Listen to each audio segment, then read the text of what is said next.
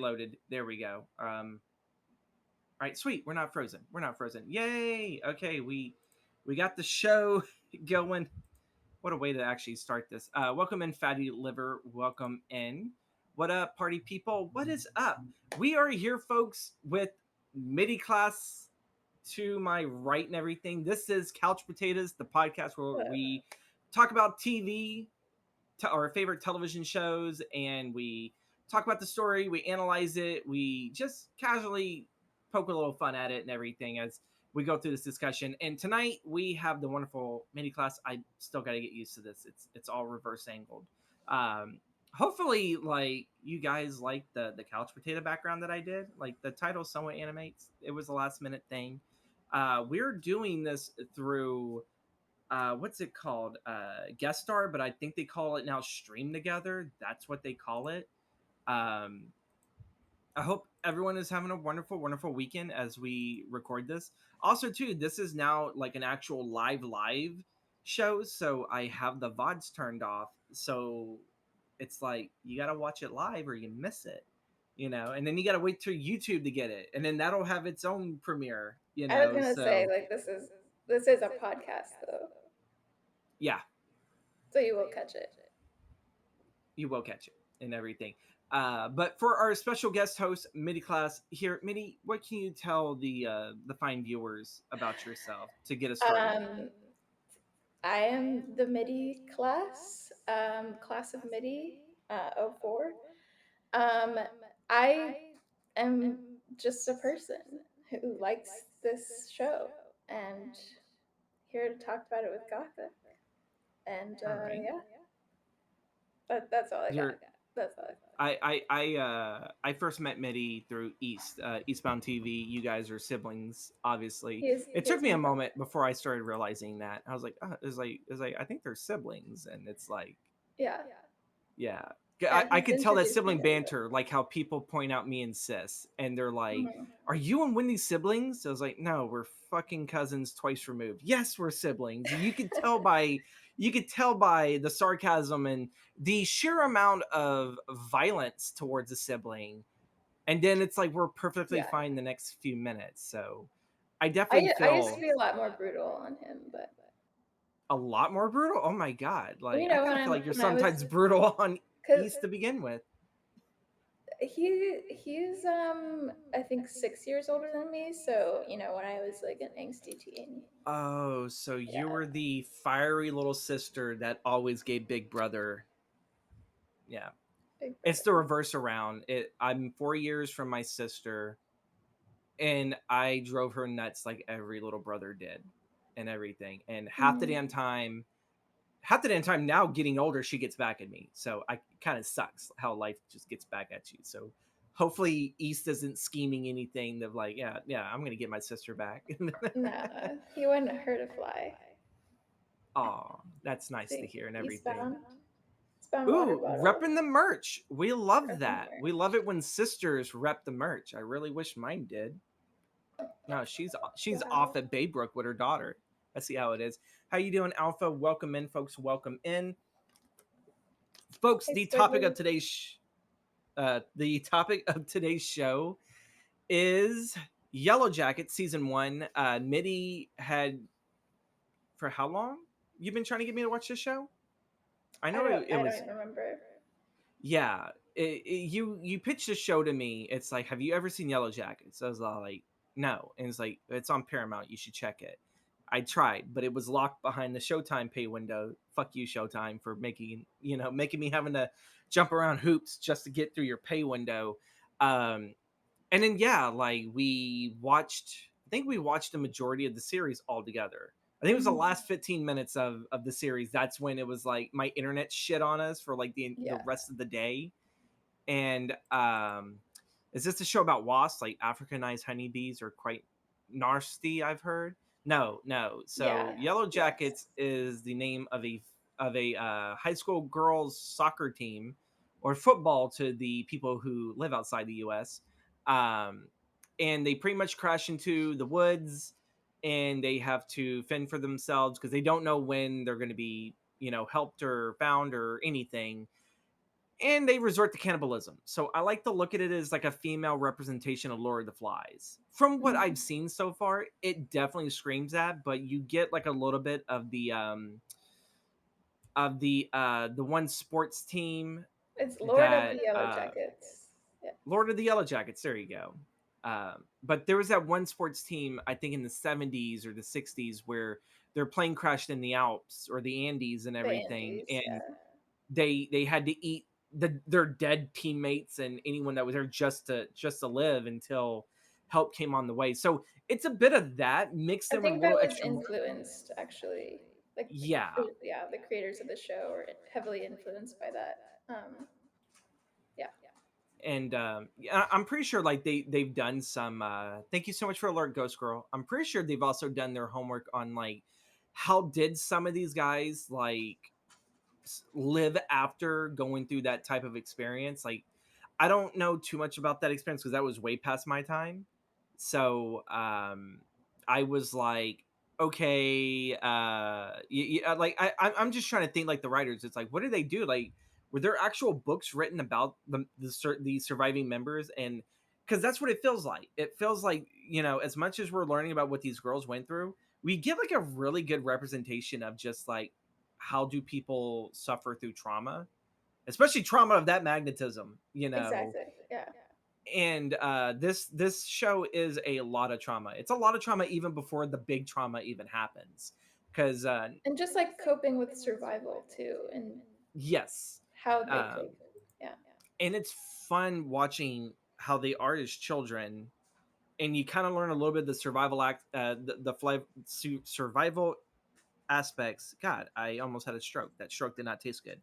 And then kind of also how it attributes to their adult life and everything. And it's like, oh, these are like they're very, very crafty. So obviously this whole thing, it's like it's made them very crafty adults. And it's kind of sad this had to happen in order for them to like learn these life lessons. Like does anyone know how to skin a deer? And I think only one person, Shauna, I think was the only one that kind of knew a little bit. But even then, Yeah, I don't think she even knew. She was just like, I'll give it a go. it was winging it because it's all Yeah. like, how bad is it? As like the only thing that it would probably be a struggle is maybe cooking the animal and finding a small bone in the meat. Like when it comes to deboning, I think skinning something. My darling Mitty, up. I Hello, was wondering when she strings. would pop up. I was wondering when strings would pop up. Welcome in Knox as Hi, well. Knox, as Uh, well. everybody, shut up! Oh my god. I Or would also, invite you, Strings, if we were in a Discord call. I would invite you so you can just sit in the back corner and listen to Mitty. You know, Strings was the one that also joined us. I think we also had Stevie join us for an episode, right? Didn't Stevie join for an episode? I think. I I think so, yes.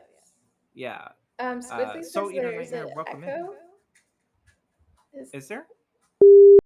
Lord of the Flies meets Lost, but also teenage girls who have their periods, and there's only one male adult left alive back in the wilderness, and he's missing a leg.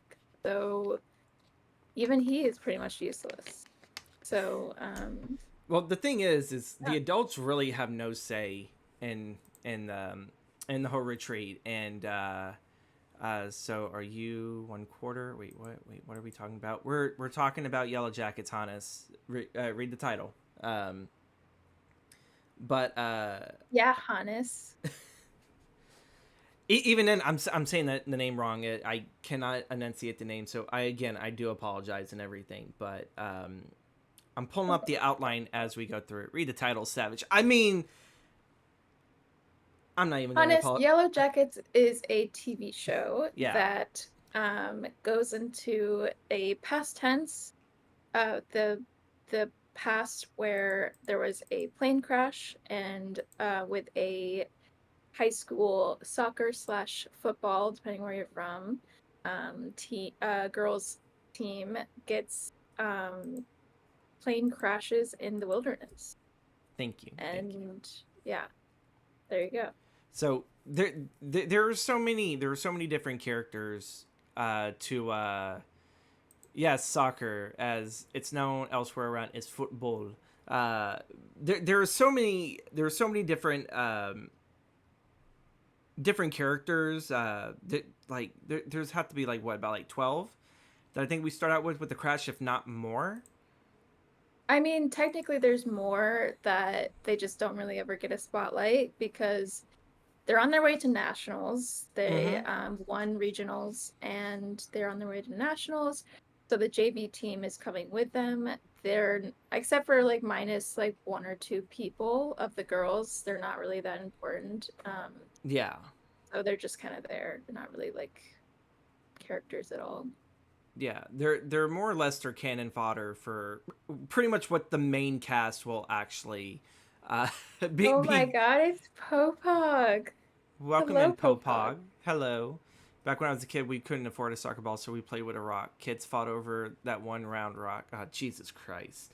Um, so yeah, the Yellowjackets or assistant coach Ben Scott attempt to survive the wilderness. That's pretty much the crash of 1996, where this takes place. And I definitely gotta say, the TV shows have been doing really, really good about really hitting the mark on a decade now. Usually back then, if they tried to do anything that wasn't 80s or 90s, it's Yeah, like it was like definitely kind like of kitschy. yeah.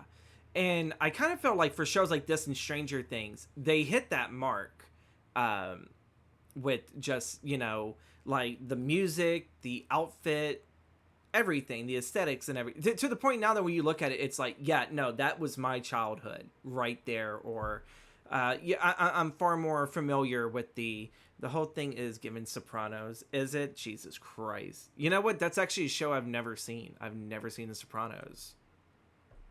Which is insane. So that's like everyone agrees one of the best TV shows of all time. So Well, I maybe thought get on that. Breaking Bad is like one of the greatest TV shows of all time, but I think you passed that off as, and it's not Sopranos all is that. better. um, so one of the first storylines that we're gonna follow, a lot of this stuff does a lot of overlapping. So I am doing my best to read from my notes. The main one of 1996 is the Jackie Shauna storyline. Both of them are dating essentially the same guy, though. Really, I kind of would think that Shauna really Yeah. isn't dating; she's just fucking him. Um, Yeah. and she ends up pregnant with the man's child while stuck in a crash. This would Bye, Popog. Thanks for stopping by. Breaking Bad is mid. Really, God, Bye, it's like I bye, remember Joe. Breaking Bad got so much good love, and then like everyone loved like Better Call Saul. Um, I was just told everyone enjoys Better Call Saul better than Breaking Bad. That's my opinion on it. I It's personally did, just because yeah, it's more character development, but yeah, Breaking Bad is good. Yeah. yeah. Anyway, moving on. So Yeah. leading up to this big reveal that that Jackie is finding out that essentially her boyfriend's been fucking her best friend behind the back. Uh, they've been Shauna has struggled always, it seems, to escape from her friend Jackie's shadow and everything, and it does get actually brought up just like that, as it's like, oh, like you've always hid behind my shadow, but you've never ever tried to step out of it. In some of Yeah. their fights, and uh, what ends up pushing this even further is Jackie does read Shauna's journal uh, overnight, which to me, it's like, I think that's a bit pushing it too far for like a friendship thing. It's like, I wouldn't want people to read my journal, because there's some days that some of my friends piss me off. I don't want them to feel that it's like I just wanted to smack that hoe or something like that. I mean, I personally would read the journal just because I'm a nosy bitch, but also, I mean, you're put in this scenario where you're supposed to be best friends with this person. They're acting really strange, and when you find out she's pregnant, the details aren't really lining up, and so Yeah, that's really your only source of truth, right? And I think that kind of goes back to it a bunch of times of like what is truth and what is perceived truth. yeah. Um, yeah, And there's an understanding why Shauna wants to keep some shit a secret. It's like they're already they're already going through a whole bunch. At least half of their national team is fucking dead uh, in a plane crash. I think it was Travis and his brother's dad the actual Hobby. coach. What was their father the actual So coach, or was the he one of the assistants? so also on the plane, just as a setup for people who haven't watched the show, there's also a father who is the head coach. Okay. And Iodin, um, he brings along his two sons, Travis and Javi. Travis is older, about the same age as the girls, and then Javi is significantly younger, maybe like 12 or 13. Mm-hmm. Um, yeah, just for And character setup. like, dad is like, pinned in a fucking tree completely. Yeah, I can't even remember if they even had his lower half, but he was pinned pretty no, fucking yeah, good. Like, he was mhm. wrecked. He was wrecked completely. um and shit, I kind of forgot where I was rolling on the boat for that one. um I think you were just kind of going over how, like, there's already so much that they have to go oh through. yeah. It's all these deaths.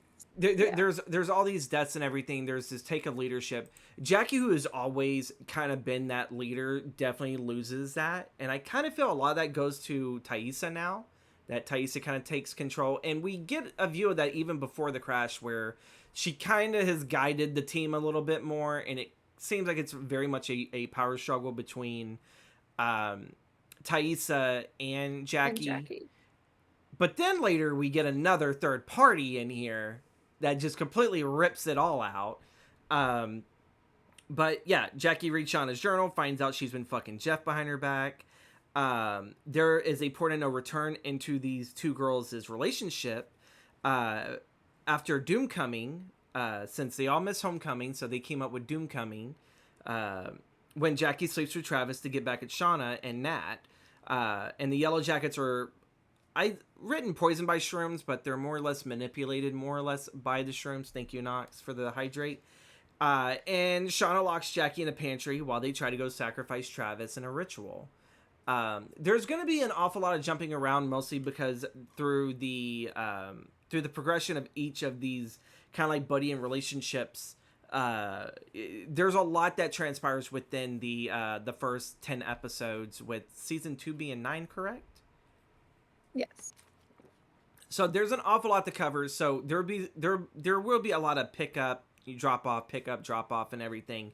And there even comes a point where even Shauna has like a dream about possibly trying to sit there and have an abortion in the middle of the woods and everything. And in this dream, she has Jackie aiding her, in doing it. And there's a lot of really freaky dream sequences that happen in between here.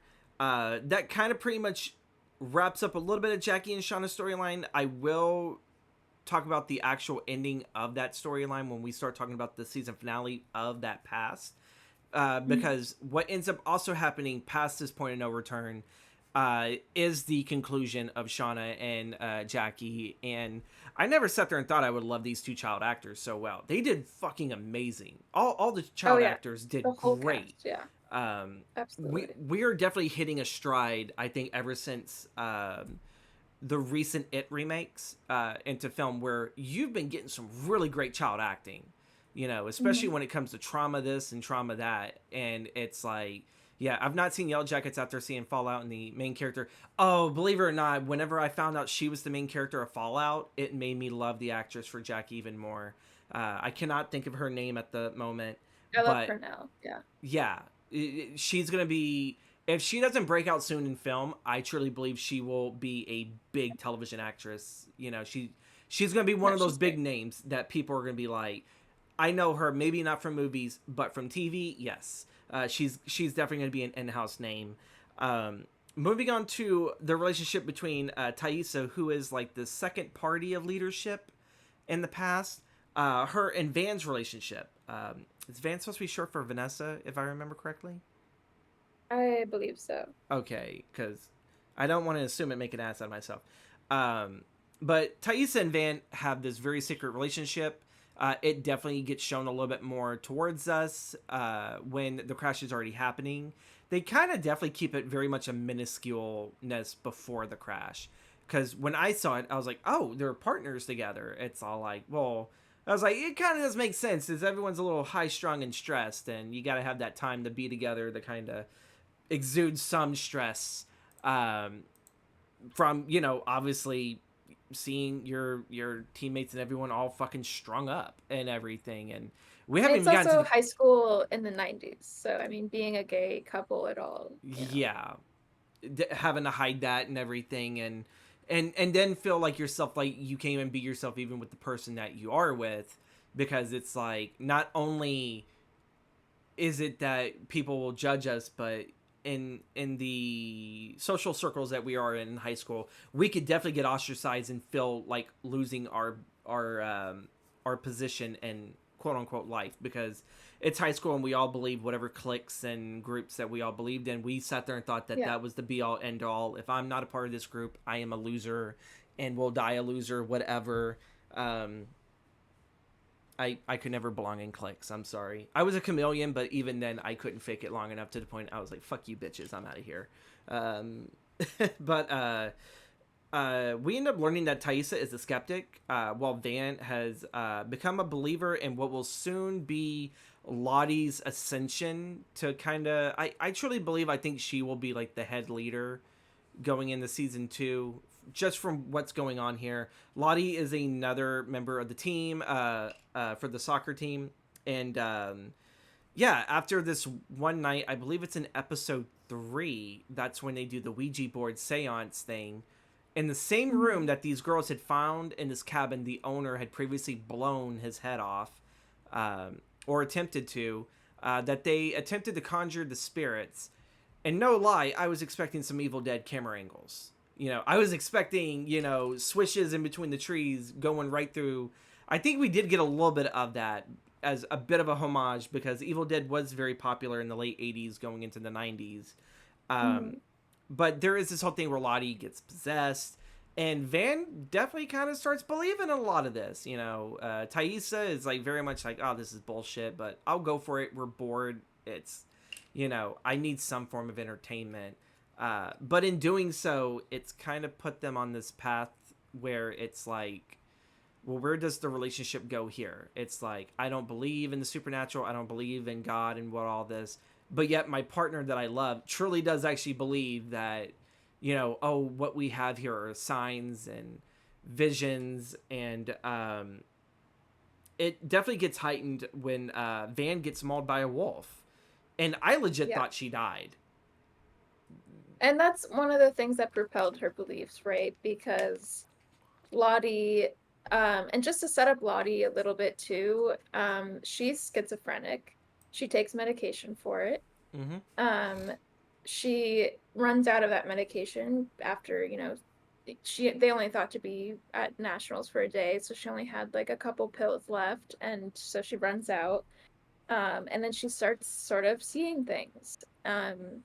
And we get a flashback to her childhood where she stopped a car crash, Mm-hmm. um, and her parents are concerned that her dad, I think it was like her dad thinks something's wrong with her. Her mom might think Yes. she's like, Mom maybe believes has her like, to have a gift from God, and dad believes mhm, she is mentally just not well. mentally ill. Yeah. Yeah. And so that sort of juxtaposition is like shown throughout, with the other girls of if they believe her or not. Is she crazy or is she making sense? Yeah. And that's sort of what I was saying earlier of like coping with survival and like believing in using faith as just anything, to believe in anything will help you survive. We Yes. see it with Laura Lee and her Christianity, her like praying to God to get us through this and Yeah. everything. And we see it with Lottie, where she believes in the wilderness and believing in, spirits guiding her. And so when Van gets attacked by a wolf, before that, Lottie gives her a bone that says, "This will protect you." And Thaisa, who's also like the cynic and doesn't believe, um, she is like, why do you have that? Blah, blah, blah, blah. But ends up that she survives the wolf attack. So that's when she really starts to believe it. Yeah. And the whole like we get that these two characters love each other so much, and then like immediately Thaisa doesn't even really care if it's the person that she loves or not. She'll belittle them, and Yeah.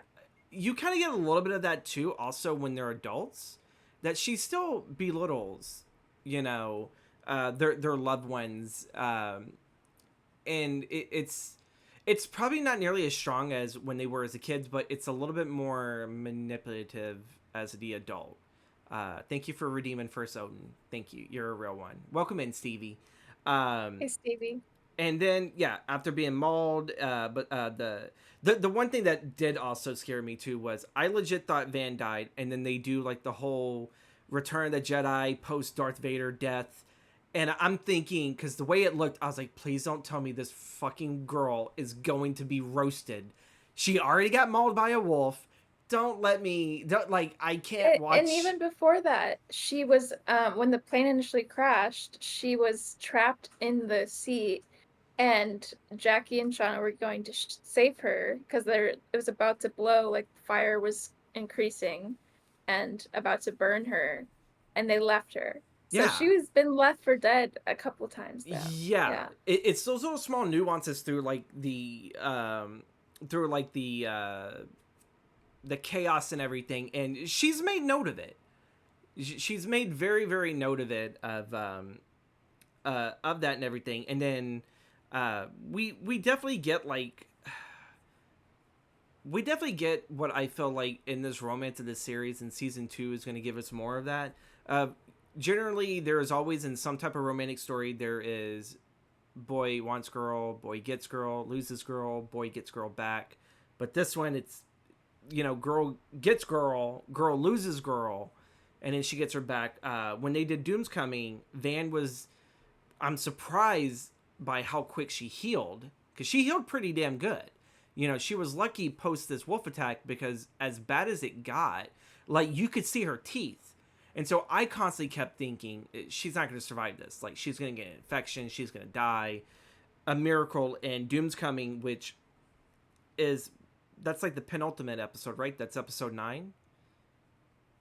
I Uh, I believe so. Maybe Yeah. maybe not actually. If it's not episode 9, it's episode 8, but it's pretty much close to that episode where Yeah. there is this crossing where Van is finally back in Thaisa's arms and everything, and we kind of actually feel like this romance is blossoming, because for Mhm. like post wolf attack, believing in Lottie, and then before the Doom's Coming, Van was very standoffish from the crowd, and Thaisa was. It kind of added a little bit of the like, we're gonna survive, but like I can't be close to anyone. But even Yeah. she struggles with that because she loves Van dearly, and Van just truly believes I'm just gonna die. I'm gonna die out here, and there's that work, and then it took all the way until Doom's Coming, where she was finally able to like have this mask on and everything, and everyone was there for her to support her. You get like a really nice, like warm welcoming of like, like you never really lost the group has always been here, but I think to her she felt like um oh my god, it kind of feels like old times, like I'm back with the group again. I don't feel so Yeah, I was isolated. just like facing any sort of insecurity that a young girl will face. Yes. You're face something you feel strongly about, especially in like a high school environment. It's a very natural thing to like feel insecure about. Yeah. And she just completely absolutely loses it, but I'm trying to figure out where I was tangling this in. Oh, and it's later on in that night too, when her and Thaisa are making out and everything, and she finally sheds that mask and everything. um and Hannes, you're gonna be lost because we're picking up and dropping off throughout different episodes. We can't follow through every episode because there's so much back and forth. We haven't even gotten to the adult stuff, so hang the fuck on. The adult stuff. Yeah. Well, yeah. There's a little bit extra more too with the adult stuff. Um, but yeah, like when they embrace, and there's finally that unveiling where she could be herself. And I don't even feel like even then she felt like she had to hide in the dark. It felt very much like, no, I'm I tired of mean, it hiding was behind. Moonlight. It's very much like I want to see you for you. Like it doesn't matter what you look like. Yeah, And I think there's different levels to that, different layers of like a personal, emotional, romantic connection, but also like an actual like stripped of everything in this environment of like yeah, being lost and stranded. yeah. There is that vulnerability that's shown, and I was definitely happy for her. I was like, well, yeah, you shouldn't have to feel now like yeah, you're brought back into the quote unquote tribe, and then to like kind of feel like um what's the word that I'm looking for? Like now you have to hide behind a mask just to I'll be in an airplane, fly safely. Just No, realized she I will just be realized when I there. read that message, I'll be in an airplane. I was like, don't fly over any mountains or any forest areas, please. No, she Maybe says she's gonna be the airplane, like when oh, in I'll our be the airplane. reenactment of the show. Oh, Yeah. thank you so much, strings. And I'll be inside the airplane. Oh, Jesus Christ. I don't know how I feel about this going forward. Um, but yeah, like yeah, she didn't just have to hide behind the mask. That was like that moment. And I think even past that, she stopped wearing the mask. She stopped hiding. This was definitely her, like, this is me. And the girls all, they still all accept it, you know. In between the dramatic, very tragic moments, there are some wonderful moments that you don't really see all too much of, like, I don't want to sit there and say girl That's like power. one of my favorite parts of the show is like they've crashed a plane. Their friends and coach and all these people have died tragically, horrifically, fire, impalement, everything. And they're like, "Ooh, you like Travis? Like, tell me more." You know, it's Yeah, still very like fundamentally just like this story about young girls. yeah. Aw, hello puppy. Oh my god. Guys, but all right. We love a good, you know, puppy. Is she trying to sit in your lap, or he trying to I sit in don't your know lap? what's going on. Oh my god. All right, go ahead. Exactly I'll what just be Media like, and I would do, gossip along. Oh, it's such a pretty, "What? pretty puppy. What are you doing?" Go ahead. Go ahead. He'll move eventually. So we are gonna wrap up part of our tale with Thaisa and Van. That Van and Thaisa's relationship is then put through the test when Van definitely starts believing Lottie's visions. She starts definitely pointing out a lot of the stuff, which even goes into the Lottie story and Laura Lee. Like when, well, we'll quickly get into it. You've already kind of described a lot more about Lottie with her being schizophrenic, not on her meds and everything. A Hmm. lot of people are definitely starting to believe, especially after like the whole Ouija thing, where she believed that she was possessed by some spirit that spoke French, and they're all like, it was like she took French, but she was terrible at it. It's like there's no way she could have learned it. So there's a supernatural twist to this. And to wrap it up with Van and Thaisa's relationship stuff going on, um, Lottie's vision when she was being um, baptized by Laura Lee, she dreamt of a river of blood and smoke. And to me, I definitely love the writing of this, of the whole foreshadowing. It's like, because I'm thinking, it's like, oh, who's gonna die? It's like, are they gonna start killing one another again? And you know, maybe someone just died in the river. It was like, no, you get this whole thing of like, oh, it looks like this river's bleeding. It's like, oh no, it's just the oxygen and everything. And then you get the whole story of Laura Lee trying to learn how to fly the airplane, which is a very commending thing. And I, God, me and Strings and all of us kept bullying this damn girl as we're watching it. We're like, oh, she's gonna be the first one to die and everything. It's always the religious nut job that dies first. And believe it or not, I think she was better than Jackie when it was to like pull the people together. Um, I mean, and it goes back to that sense of faith, right? yeah, Where you have nothing in this environment. And for someone to believe so strongly in something, and it's infectious in the way that no one else has anything to latch on to, that's what yeah. they latch on to. And yeah, with Laura Lee doing everything that she can to try to go sit there and save her friends, the whole vision Mhm. of the blood and smoke, and then the airplane just randomly blows up. Right, you know, like Laura Lee with her little stuff, with her little stuffed bear. Yeah, I know she was such a good leader on the pitch, real captain material. Jesus Christ. But yeah, no, like even for me, I was definitely like thinking, I was like, Laura Lee is going to be one of those ones that's going to be eaten. I was proven wrong. She blew up and everything, trying to save her friends.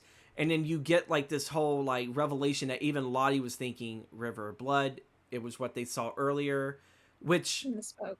I was also kind of wondering. I think when they saw that, wasn't that when they also discovered the airplane, if I remember What do you mean? correctly?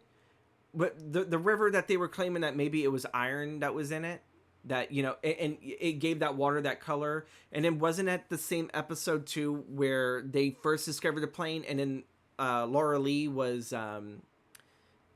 it's marking at my message. And Laura Lee found like I think it was like the guide or whatever how the hell to fly a fucking plane and everything. So like it Yeah. now makes me wonder. It's like if there was something already wrong with the plane, that like maybe that was also supposed to be foreshadowing, like the iron in there. It's like, well, it I mean, rains. like Wouldn't the rust it kind of also with what little rust it did have? and that's the point, right? Is like we don't actually know why this river was red. And it Yeah, doesn't matter who is saying what. They're not scientists. They're fucking 15-year-old girls. yeah, And like there's no explanation, and that's what is like the caveat of like this is how people believe, oh, Lottie's a genius. She yeah. predicted this. She's magical. She's whatever. Or, whatever the case may be. And yeah, I guess like no matter how you can interpret it through science, or you can interpret it through faith based, you know, all sorts of the setups and how things are going through. I like this. I like this kind of writing. And of course, in my head, I'm thinking, God damn it, Mitty, you got me hooked on a really, really good TV show. And so it ended up becoming like, I can't wait till we have our next watch party and everything. Especially when Laura Lee died, I was like, oh fuck, this show has me hooked. This is a deep hook right here. If it wasn't like throughout all of the teenage drama between girls and some of the boys that have sadly survived and now they're going to either be sacrificed and eaten, Honestly.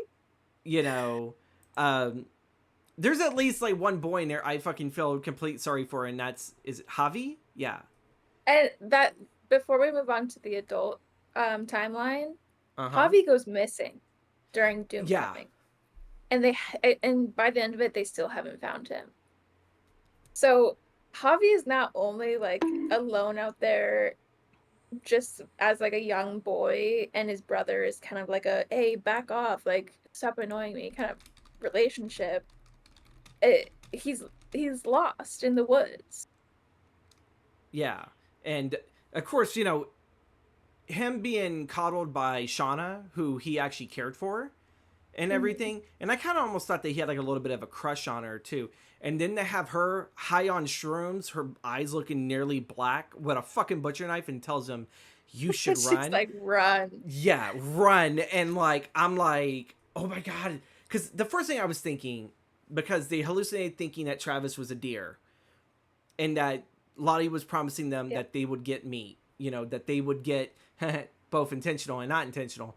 That Yeah. they will have something to feed on. It made me also wonder if Shauna also viewed Javi as like a deer or an elk or whatever it was.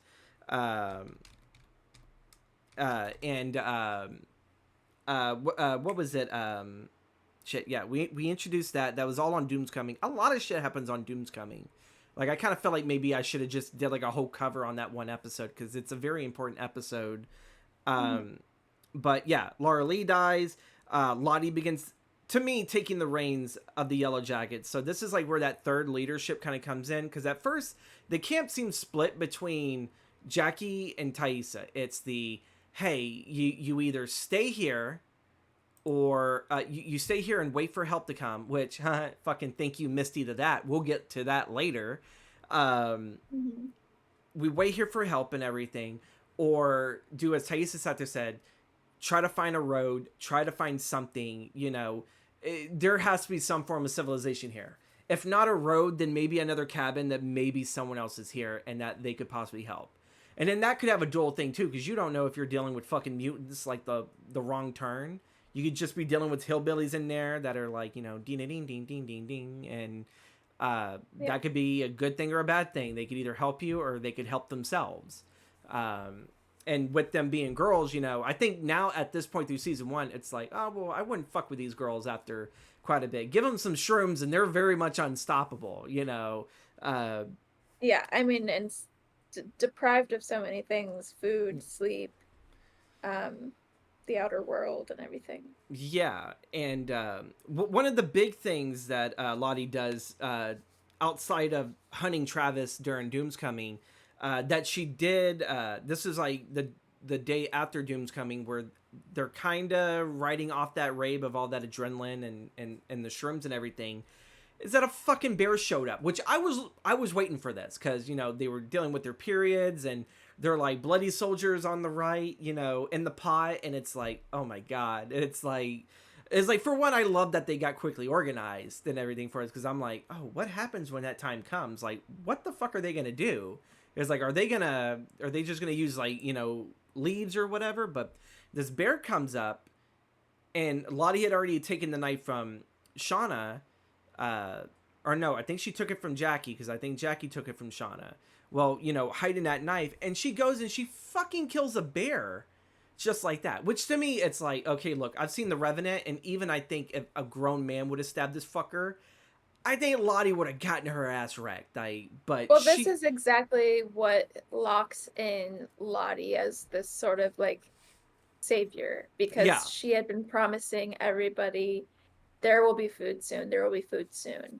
And this bear, she doesn't just kill this bear. This bear leans over like at will, is like, here, you can have me kind of thing. yeah, So it became very much like, oh, the wilderness is sacrificing for us. yeah. And they even make a comment of that, of how quick Lottie was able to kill this bear. And you're like, how do we know that this Yeah. bear wasn't sick? And I think they even bring it up the same thing too with the deer that was shedding its antlers, and they're like completely gross by it, and they're like, well, that's actually normal. They're supposed to do that. And I think they did find a maggot in the deer, which I think kept them just from eating it, and they waited until the bear was there. And after that, they stripped that bear for everything, and who knows how Really, long. the only person that was questioning it at that point was Jackie. Yeah, After this is sort of when everyone else is alongside Lottie, including Thaisa at this point. yeah, Jackie is still the only one who's skeptical and thinks Lottie's crazy. And I think that's just because of that power dynamic and being yeah, losing power where she was originally the captain of the team. And now she's the bottom of the food chain. yeah, because it definitely. Honest, this cast is large. Yeah, It's a whole soccer team. yeah, it's a whole soccer team. At least half of them die in the plane crash. So I don't know what's the average soccer team. I kind of like figure players on Yeah. the field is probably somewhere between 6 to 7, and then you probably got maybe half of that number that's actually going to play there to trade in, and then you have the other half. You have the B team that they come in Yeah. case it's someone else. So yeah, we're looking at the A team listing, of some of these, and even some of the 18 didn't even make it because earlier in the season, Thaisa ends up accidentally breaking one of her own teammates' leg, but I do definitely Mhm. think that was on purpose, um, just because she didn't feel like she was playing hard enough for nationals. Um, but yeah, like with everything what Lottie did, it definitely pushed what was already the power dynamic of Team Jackie and Team Thaisa, and then Jackie got pushed right out, and yeah, it seems like Thais is kind of maybe going along a little bit with it, but I kind of think that as smart as she is, I think her whole thing is yeah, let's kind of go with Lottie for a little bit until I think I can dethrone Lottie. And that's where I kind of feel like that's where I think the camp is going to get separated again in the two separate camps. Because Sam, again, is kind of becoming this devout follower of Lottie, but Sam also loves Thaisa. Bam. And so I expect possibly season two. I'm expecting that maybe something of a start right there of Thais is like, well, who are you gonna believe? The crazy bitch that can randomly speak French and quote unquote, bring us food and everything. Are you gonna believe her or are you gonna believe me, your partner? And I definitely want to sit there and know how that how that seems to go, because obviously in the future, from what our understanding is, Thais is not with Van. She's with someone totally different. So there's still She a has a whole lot more. wife and a child. Yeah, So we don't even know if Van is still alive. exactly. And there is one thing before we wrap up Lottie's thing. So Lottie did have a dream. Um, I I don't think it was yet the smoke and the blood water dream and everything, but she supposedly um woke up and she thought that she sat there and saw Thaisa like eating dirt or something. Thaisa was acting very strangely, and this kind of goes into some type of family genetic disease and everything. So I'm kind of like wondering what Thaisa could have that. All right, well, Lottie is schizophrenic. What the fuck is Thaisa then? Because her grandmother suffered from it, and there's an episode that, apparently she's claiming to sit there and see someone in the mirror, but her daughter doesn't see anything, but she's scared for her own grandma's sake and everything. But kind of getting a little ahead of herself, adult Thaisa, I think, starts noticing all these different, things because her son is seeing it. And I kind of feel like maybe this tragedy is kind of what like started even that extra problem. There's so many problems that these girls go through, and it's kind of hard to really put it all in order because again, so much happens, and Mhm. I know like Hannes like was mentioning spoilers and everything. As I believe it or not, there's still a whole lot that you still will learn throughout this show that we still haven't even talked about. Like even Yeah. throughout this outline, there are still little intricate moments of like if you pick it up, it's like holy shit, that's smart. Oh my god, I did not know. But they're also learning to hunt, which is kind of dope. Yes, strings. That's definitely dope. Thank you. Um, moving over to the most hated character in the entire fucking series, Misty, and her relationship with Ben Scott. Um, She's my favorite character though. Me too, Adult because and child. she means so well, but everyone shits on her. It's like no one gives a fuck, Misty, and it's like god damn, it's like this woman. I mean, like when it came to so she I mean, has this she's the crush on it, Ben. it it's it's important to note that she's the water girl. She's not even on the team. Like she's Yeah, like the manager's assistant. yeah, And if you've ever really been on a sports team where there's a manager's assistant because they didn't make it onto the team, like everyone kind of treats them like shit. Everyone yeah, just like looks at them lower than even the B team, JV team. yeah. So there's already that initial kind of dynamic, but also Misty is weird as fuck. So everyone also just thinks that of her. I want an episode where we can just like see her parents, and it's like I want to know where did she get these little idiosyncrasies about her Quirks, character. right? Yeah, her quirks. I really gotta. I'm wondering if she's a spitting image of her father, but with some weird quirks of her mother or something like that. But um, the actresses that play him do so freaking well, and every time that they get shit on, it's like, damn, who hurt you and everything. But she is she is a bit eccentric, you know. Everybody, including Lottie, she is the most mentally ill. Let's just put it that way. Yeah, yeah, and that's coming from this person that is essentially almost about to form their own cult in the wilderness Right, with a bunch of exactly. 15-year-olds. People would rather follow Lottie off of a bridge than anything that Misty says.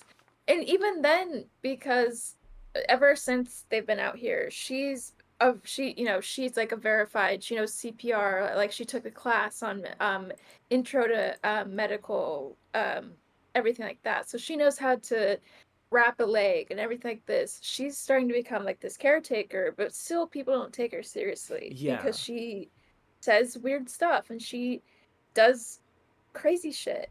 Like develop a crush on their assistant coach and like expect him to like her back because yeah. they're not in society anymore. And I definitely kind of feel like too just the things that she learned as a child. I think she didn't just do it out of just the interest of wanting to learn, but that she knew that if I did this, someone would care enough about me that I did something nice to them. Um, Yeah. and at first, Ben is not very nice about you chopped off my fucking leg from I think it was below the knee, or I think it was above the knee. It was somewhere Below around the there, knee. Below. It was and below the knee. it's like holy shit. It's like I thought too, right next to the religious chick. I was like, Well, coach she ain't okay, to coach ain't gonna preface, last. she chopped off his leg to save his leg, not Yeah, just like for funsies, but yeah, it's not like a um has been hotel yeah. character or something like that, but she did it Yeah. to save him, because if they left it like that, it would have been It infected a would, lot yeah, sooner and he'd have died. And exactly. I, for outside of just loving him, I think also too she probably kind of thought, well, we do need the adult. We need the adult leading, and the adult's like, okay, girls, let's do this. No, fuck you, Ben. What are I you mean, gonna because do? he's useless. He's missing a leg. He can barely do anything. He can barely like walk. it it I makes wouldn't me trust him it makes that me much, feel though, really. because we didn't sit there see it back when, like, before the crash, but it kind of makes me feel like I kind of wonder if there were certain moments in which maybe some of the girls just like discredit him as like he's like, oh, he's the assistant coach, he's not the real coach. Kind of like almost maybe something similar to what Misty kind of would go through. But at the same time, Ben's like I don't really give a shit. I'm getting paid here. But at the same time, he's like, I'm just trying to live here. And Yeah. it's kind of hard when Misty's fucking drugging my teas and everything. And Well, and then so he's at first really like Misty, leave me alone kind of thing. Misty drugs him to make him sick and to take care of him, and he realizes how dangerous she can be. And we get this moment where he tells her like, "Oh, I do like you, and but I want to keep it a secret." And at first, you're not sure if he's telling the truth or not. Like, oh, is he just yeah, a sicko kind of thing? But it's because he knows that she can do damage to him, that she's in control. So he has to kind of feed her the bullshit she needs to hear so yeah, that he can be comfortable, so he can be safe. yeah. And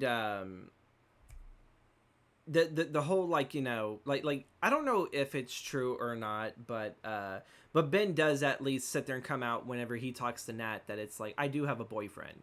And And that's another level of it is not only is he a man, he is a gay man. So he yeah, does not know anything about women. He does not know anything about girls yeah, that he would be the person to go to for any sort of advice. yeah. And but like the whole thing of, like, I guess just him trying to save himself from Misty, that I wonder if maybe he probably figures that if girls talk, that if he would put that seed in there of I'm gay, it's like, would they talk? Would that get to Misty, and would that possibly get Misty off of him and everything? And I kind of want to It's just believe that like maybe, yeah, he is gay, but there's also part of it of like, how good of a manipulator is he too? Because it seems like it's not just the girls, but the guys I can. mean, he was on the mushrooms when he was like, I'm in love, I'm in love. And that's when Misty jumps on him. He's like, no, not with you, my boyfriend Paul. Yeah, and So I don't think he is lying. I think he is gay. Um, but I think that just kind of goes into that was like what it took for him to be honest, is being high on mushrooms. to probably come out, and the first people for him to come out, it's a bunch of schoolgirls, not gay Yeah. mushrooms. Everyone at the party during Doom's Coming was drugged. Mostly his drink was drugged, but I believe it was Lottie that did the cooking and everything. She found It was a Misty's. different girl named Marnie. She's not Yeah, very she was important right doing the now. cooking. She saw the shrooms. She thought that they were okay to eat and everything, and so she added in the food, and then that's when everyone went fucking postal, except for Jackie and Travis, because they were the only ones that did not partake in any of the drink and food. And so yeah, everyone else went like full blown like wolf pack, even Van and Thaisa, and they had their own thing. But yeah, like, to wrap up Misty and Ben's, yeah, she when Travis consults the Nat that he's gay, has a boyfriend, he reveals that the Misty on Doom's Coming, and I kind of have a feeling that Misty may try to kill him. I definitely feel like Misty's gonna be the one that's gonna kill him and everything. Yeah, don't do drugs, kids, and everything. What would Mitty and I reveal to each other if we took shrooms? That's a golden We question. wouldn't speak at all. We would just be making out the whole time. There we go, folks. There you go. Um, so the last relationship before we get to the season 1 finale for The Crash, Natalie and Travis. Nat and Travis begin bonding over their situation of being stranded in the woods. She helps him find his dad's ring, which, yay, graveyard digging in the woods. Um, and and her helping him retrieve this ring, he actually does kind of help her learn how to aim better with a gun. And there's a whole backstory between Nat and her dad about aiming a gun, and him calling her stupid and everything, because if she's going to pull the trigger on someone, make sure not to have the safety on. She comes from a very abusive background, um, and so I kind of feel like her being crashed here, she's able to kind of overcome that. Like there's going to be new trauma that covers over this, because Nat, we end up learning as an adult, is constantly in and out of rehab. Um, so we definitely learn like some of the things that go on. I actually really enjoyed the Nat and Travis story. Like from what we're told as adults, of he's such a bad influence, he's such this, and you kind of like look at it. I was like, this dude's just as troubled as everyone else, and so it makes me wonder what else is there to learn about that relationship, to where people were like I thought we settled this, and you guys were not, um, you guys weren't together anymore. But I really like this relationship. It definitely kind of hits, uh, I guess I wouldn't say the stereotype, but like almost pretty much what any teenager goes through with like a relationship. And then like when it gets Yeah. to like the sex stuff, and it's like, well, what's your body count, you know? And if one person's a little too insecure of, well, now I don't want to share it because I've never actually been with anyone, but oh my God, you've been with more than just one, or let alone you just been with one. It's that, maybe you may have a better way of explaining that, that weird dynamic, I guess, of I have no clue how to fucking go with this. What do you mean? Well, like, I mean, like, I guess just like how relationships are, where I guess maybe if one person, regardless of its gender or not, if one person is into this other person More and they're, experience. yeah, is the more experienced, and then they kind of, you have that insecurity of, oh my God, they're more experienced, and then there comes the jealousy of, oh, you were with someone before me, like that stuff, I Well, guess, what it was teenagers, more so he was upset that she slept with someone who bullied him. yes, Um, so it was a very much like, I look down upon you now because you had sex with someone that I think is like disgusting douchebag kind of thing. yeah, called Um, him flex something and everything, because yeah. yeah, I forgot I forgot what it was, but either way, it was His nickname demeaning. was Flex because he had surgery, and people like the guy that Nat slept with made the rumor that he got the surgery to remove his ribs to suck his own dick. Yeah, which is very 90s, because there was also the rumor that Marilyn Manson did the same thing just so he could, suck himself off, and it's like,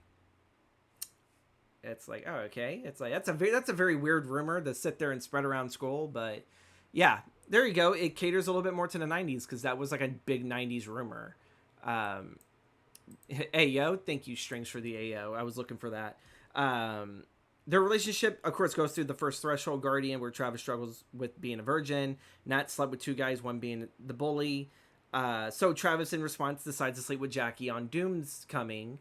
And that kind of, I don't think it really actually shook too much of the foundation between him and Nat. Like, yeah, it hurt Nat that, you know, he did that, but at the same time, they were able again to bond over, because they were looking for Javi and everything, which Yeah. Shauna freaked him out. And I really hope that they find this boy, um, I mean, because and I won't go into details, but winter is here now by the end of the show.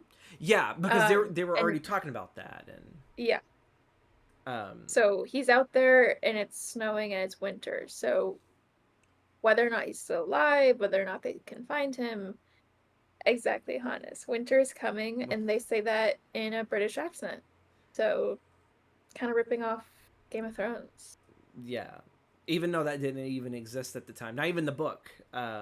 But yeah, when Travis goes looking for his little brother Javi, when Nat trailing behind, having mended bridges for the moment, And then yeah, Javi ran away because drug Shauna tells him to run while she's armed with her hunting knife. Um, I kind of feel like that was like the only relationship right next to Thaisa and Van that they went through struggles in this season, but like it didn't separate them indefinitely, which makes me have the feeling that season 2 is gonna fuck their world up even more. Because it always seems like, oh, the show's being a little soft on these characters; they're not suffering as much. I was like, wait until next season. That's when we really throw the suffering on them. Uh, that's just from what I've seen with just television and just writing. Like with continual story is you can't have anyone with like, oh yeah, our relationship is handling very well because that's boring. We gotta fuck Mhm. these people up even more. Um, so yeah, the Natalie and Travis relationship, it's we don't really need to spend too much on it.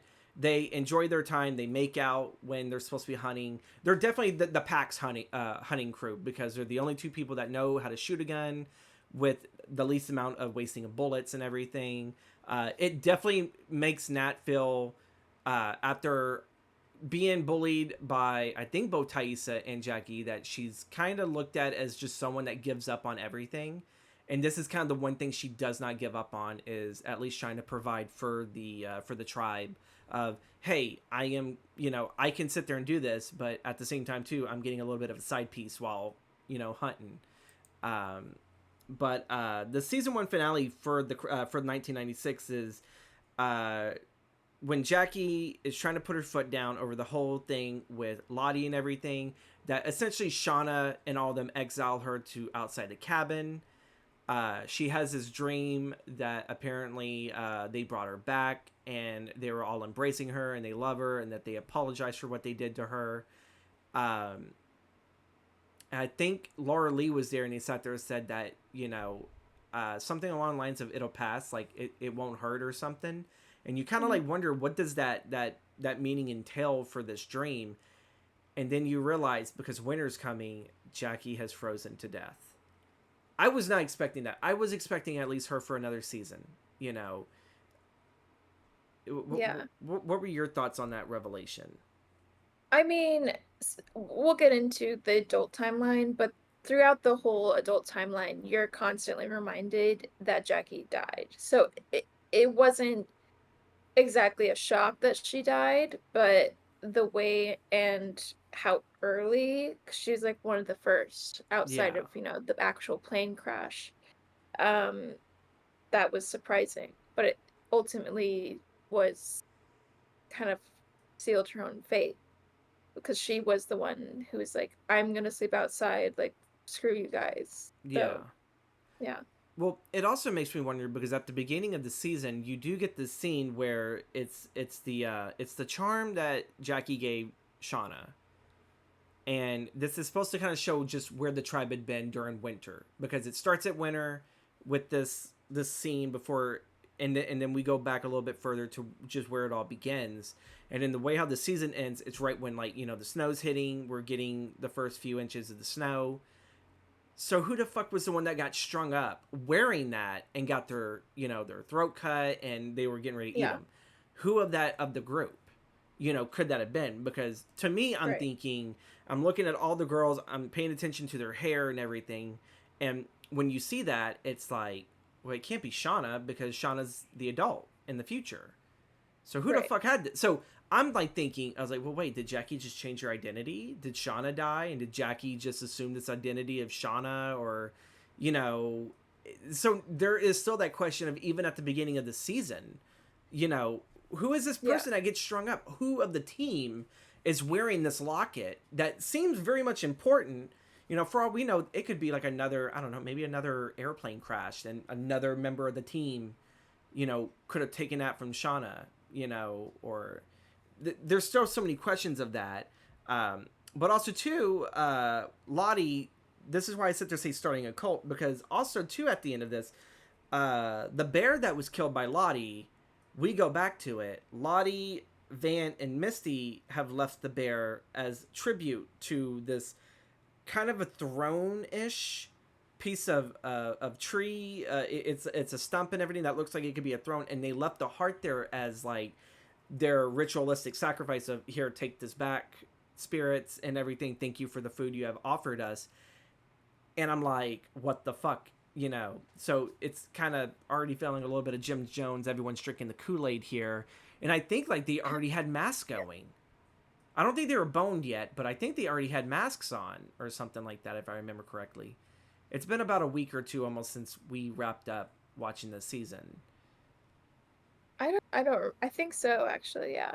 Yeah, it's like they've already started to settle into that form of like religious tribalism. Ritualists, yeah. Yeah, and that really wraps up 1996 and everything. A lot of sex, a lot of heartbreak, a lot of dying and explosions and It's got it vision. all. It's got it all, and so it definitely makes 2021, which is the modern time. Uh, a lot happens, but also not a lot happens. I mean, I feel like a lot of our story definitely happens in 96. And so in 2021, the survivors that we are introduced to, and I'll list off the following: Shauna, Natalie, Thaisa, and Misty, they're all being brought together in a blackmail scheme and everything that, to me, I was surprised by the shocking twist of all of this. You know, Oh yeah. Oh yeah. Shauna is a housewife. She's married to Jeff, and they have one child named Callie. She's married to Jeff. Jeff, Jackie's boyfriend that she Yes, was also sleeping with, yes. yeah. She married him, and even then, like, and I kind of like that they didn't try to like hide any of this. That even Jeff is that much of an emotionally mature person that it's like we weren't really good people.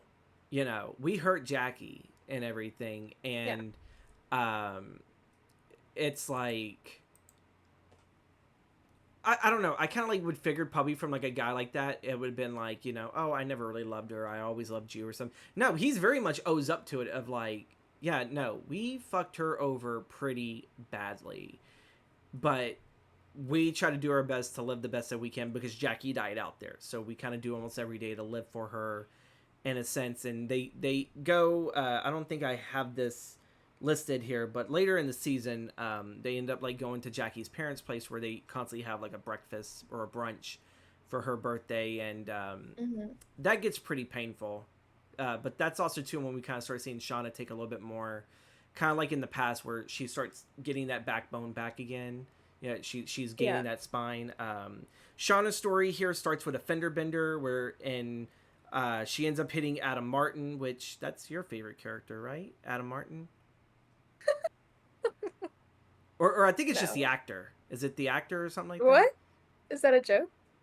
I have no clue. I remember that there was No, something. I just said he was hot. Oh, okay, That's okay, all. okay, okay. Yeah. I remember there was something important about it, and I was like, wait, am I getting Minnie mixed up with Strings? Like, is Strings the one that likes this guy? I have no clue. Um, it's been 2 weeks, folks. A fender bender. Shauna's car rammed right into the back end of this other dude's car. It's called a fender bender. That's what I Yeah. mean. Really, that's actually what it was because she didn't do no heavy damage. I think more the damage.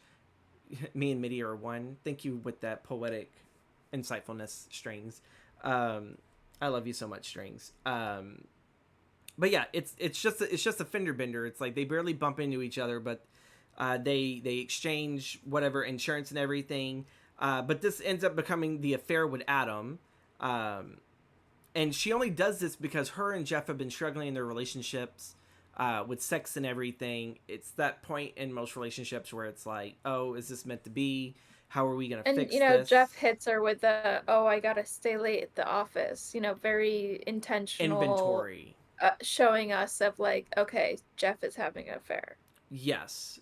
Which you would probably figure that much because I think even Shauna would think that just right off the bat, but it takes her until getting like a suspicious text message that it seems like that.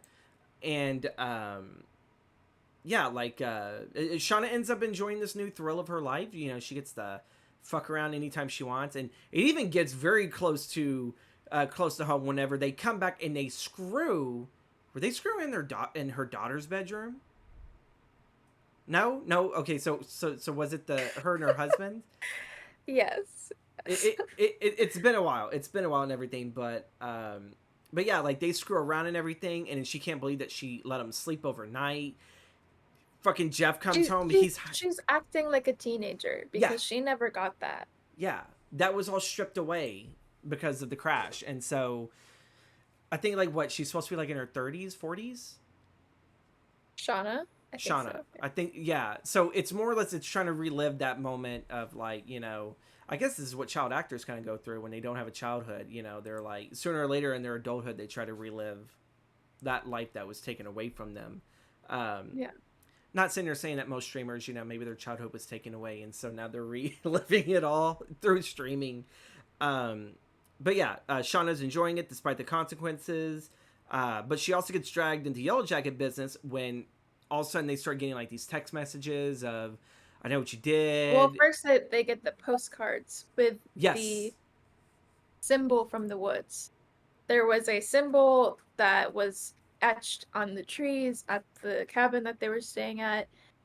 So when they got that postcard, they immediately thought that someone's blackmailing them because um, you know, there's no way anybody would know about it except for the girls. yeah, and it evolves from that to the text messages, and then like the asking of I think it was like $50,000 or something like that.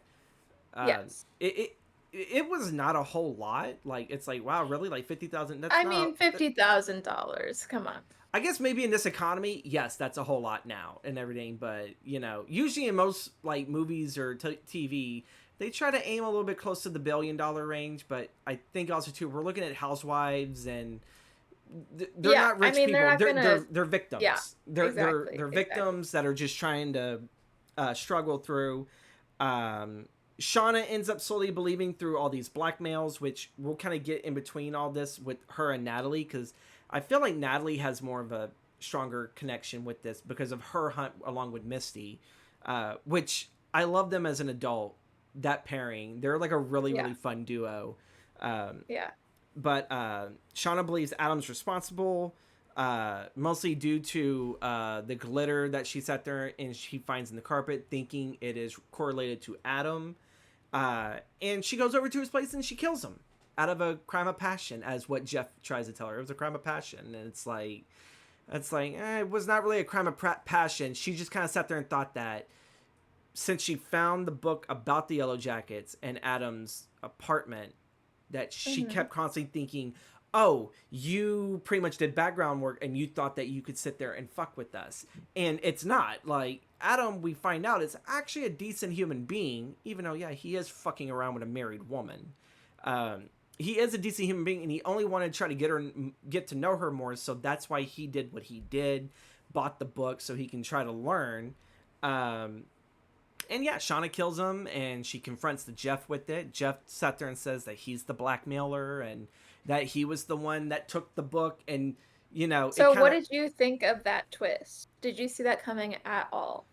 So, my thoughts were, and I know that me and you talked about this along with Strings while we were watching it. I legit thought that the Adam character was going to be revealed as Javi because That too, originally. there Yeah. were some moments that the way how Javi would look at Shauna back in the woods, back when they were stranded, it seemed like he had a crush on her that, but he didn't know what to do about it because he was just very young and everything. And so what I thought was Adam was Javi, and that kind of dipping a little bit in the Natalie story, Travis that is what they thought is unalived and everything, but she believes it was a murder. I was really wondering, what if Javi, because he was mistreated in the forest, even by his brother, has come back to get revenge and he's killing it all? I pretty much took a whole book out of Scream because this sounds like the plot to a Scream sequel. And I thought that this was his way of being with Shauna because it's like, oh, well, she married Jeff and everything. She'll never be with me. I got to create this new identity and everything so that she'll love me. And then he did this whole And also, blackmail like, thing. the age kind of lined up and Yeah, everything, too. he was a little bit younger, so it probably could have passed through as it being Javi. And I kind of sat there and thought, well, what the fuck else happened out there with Javi? You know, but the moment that he gets Right. killed, that's when I kind of started thinking, all right, well, this can't be Javi because we didn't even get to even have Javi's story wrapped up at the end of season one back Exactly. in '96. So after that, I could not believe it. I just think it was it was that red herring, and then to find out that Jeff did it, and it's like, well, you know what? We also have to go back to Jeff as a teenager. Jeff manipulated both Shauna and Jackie and everything to just get in their pants and everything. But Jeff obviously stuck it out with Shauna because even then he even told Shauna that he never really sat there and saw him and Jackie as an item, and that And, Jackie Jackie was like I think only temporary for him to get to Shauna or something like that. And and this is what was like kind of my favorite theme of the show, which I kind of touched on earlier, is like this false narrative, right? mm-hmm. Where like Shauna is telling us like, oh, Jeff's cheating on her. Jeff is, like this dumb guy and everything like this. And it's not until we see like the factual evidence that one, Jeff was not cheating on her. Two, Jeff was the one blackmailing her. And all these things where you get so wrapped up into what you think is the truth that when it does hit you, that's why the twist is so surreal. Because even yourself you're trying to develop this false narrative of like, well, it's going to be this, and you are going to be lost in this because even for me Yeah. as I'm watching, I'm still lost by this. But this show itself, um I guess we can add this part to final thoughts, is that with each episode that you get, I feel like you're giving a piece of a puzzle that maybe you're told it fits in this place, but it's actually not. It this puzzle piece, if you think it's a corner piece, believe it or not, it's somewhere in the center. And Yeah. this is what makes the show really, really good. It's just the false narratives and everything, and even us making our own false narratives trying to figure it out. Is that the show from beginning to end constantly has you wondering, all right, it has to be this. It has to be this. It has to be this. And there's not Exactly. that many TV shows. There's not even that many movies today that can weave that type of a story that it's like, oh, well, then it has to be this person then. If it's not this person, it's got to be that person or that person. And there's been plenty of times that we've even spun it to thinking, oh, this has to be Misty has to be doing this because she wants attention, you know. Yeah. And we That's still another don't thing. know It's if like that's you're even led that. to believe Misty's crazy. Misty is poisoning people. She's doing those things, but she was trying to help people, like these people in the adult timeline all along. It Yeah. wasn't her, it was all these other factors. It's just constantly being reminded of don't trust what you're being told pretty Yeah. much at all times. But even with you still trying to figure it out all on your own, it still feels like you're not even given the entire puzzle. You're not even told if this is even part of the even puzzle. Like does this even belong here? It's like no, it doesn't. But you still try to make it fit because as you're progressing through here, um, you're trying to solve it as it goes. And I know it's basic human nature of as you're being fed the story, you're trying to solve the mystery and everything. The difference Yeah. is don't be that one dude of, oh, I called it the whole time. It's like, no, you fucking didn't. Shut the fuck up, you know. And it's what I love this show so much and everything. And when it was revealed that Jeff was the blackmailer, I was like, you fucking scheming son of a bitch. And the thing is, it never comes to a term of Shauna's like, well, like and Jeff had also viable reasons because he's like, I knew you girls went through some shit out there, but he was never told what happened exactly. So part of that also too to do this thinking that maybe he could get money out of Thaisa, um and all of this, but at the same time too he's like, well, I did really want to know, but I knew telling you would just lock it all up. So even then he did the one thing that Love even that Jackie that did. sort of confrontation also is what solidified their relationship again. Yeah. Is like, oh, hey, like, by the way, I killed this guy. Oh, by the way, I blackmailed you and your friends. And then that's when they sort of start developing that relationship again and developing that relationship with their daughter. Like, oh, everybody, we're gonna sit down, eat some popcorn, watch a movie. Would you say then their It, relationship is built on lies then? I mean, it's more built on what they want to believe. It's built on just sort of fucked up situations. I mean, Shauna was pregnant with Jeff, and we don't know what happened with the baby. We don't know if this child is still alive. I don't know what your theories are on that. Um, What if the baby's killing everyone? I mean, And I that's think I that's think if it possible. did, it would have to be a few years older than maybe Callie, or a year. Yes. It So would have to it's be a year definitely or not so. Callie because I think She's she's too still in high dumb. school. She's Right. too Yeah. dumb. She's too dumb to. Well, like I mean, like what was Hi, it? Wasn't she on Eastbound. drugs and everything? Hey, East, how you doing, man? I hope you're doing well. Um, He's streaming right now. Everyone go check out my brother, Eastbound. Woo! Eastbound TV. I don't know why I said that as a jock. I'm sorry, but it's Yellowjackets. That's what it is. It's got you in the sports thing. But what did you think about that twist? Like, just all around Of Jeff. of Jeff being the blackmailer and not And Adam you have or to give so much credit to the writers of like, oh, you followed the exact same thread of logic that Shauna does. Of it's Adam, it's Adam. Of course it's Adam. He was in the closet. That's where the glitter came from when they chased him. It you see the magazines and Adam's thing. He was lying about his identity. He was lying about what school he went to. All these things that add up to you're thinking the same way that she does, all mm-hmm. for it to just be twisted immediately. And yeah, like it's insane. Yeah. I commend them. Yeah. The writers definitely should have sat there and won an Emmy for this. It's sad that they did not get, because don't streaming sites also get Emmys? I would sit there and think that maybe Ozark has won an Emmy or something. I heard Yeah, Ozark has some really yeah. good. So I'm it's sad that I don't know what shows were running against Yellowjackets that possibly could have, you know. But to me, I think if the show Yeah. right next to its writing, I would sit there and definitely say the what is it, the staging decoration, I'm forgetting that department, production design and everything. What Right. year was this? I think, did Yellowjackets actually come This out was in 2021? 2022. Oh 2022, wait, okay. 2021. Yes, November 2021. Yeah, so this is not an old show. This is still a fairly new one, and season 3 is supposed to drop next year, so there's like almost about a 2-year gap, almost, I guess, in between that and season 2, because this came out I mean, yeah, 2021. they were going against Succession, Stranger Things, Squid Game, Ozark, Severance. So Okay, so definitely, Succession and Severance, I feel like those would have kicked their asses, especially Stranger Things. yeah. Stranger Things is it's a very dominant show. Even I love it, and there are some parts of Stranger Things, even the last season, it's like, what, you know. Uh, but that's for a different podcast. So yeah, their story wraps up with Shauna having to help with her former Yellowjackets team to dispose of Adam's body, and the loan sharks had been paid off.